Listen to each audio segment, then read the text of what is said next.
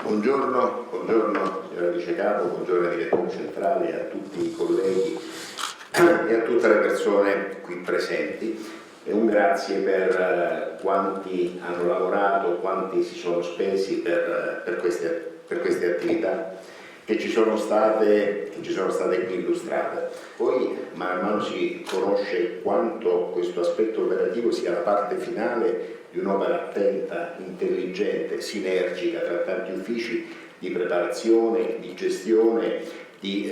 preparazione di competenze, di utilizzo di nuovi macchinari, di acquisizione di tecnologia nuova, di stare sempre sul pezzo e di avere dei grandi professionisti anche in grado di saper intercettare quelli che sono i fondi, di saperli gestire, di saperli spendere, perché questo è veramente frutto di un grande lavoro, perché riuscire in tempi rapidissimi a matchare diverse banche dati, a interconnettersi con le banche dati di tutta Europa, a poter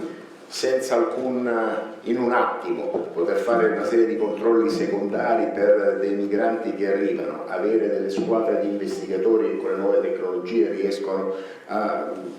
studiare i vari apparati che ci sono. Tutto questo è stato un contributo fondamentale alla sicurezza del nostro Paese e lo è al pari delle varie operazioni antiterrorismo che sono state fatte. Quindi io per questo vi ringrazio e sono davvero lieto di essere qui.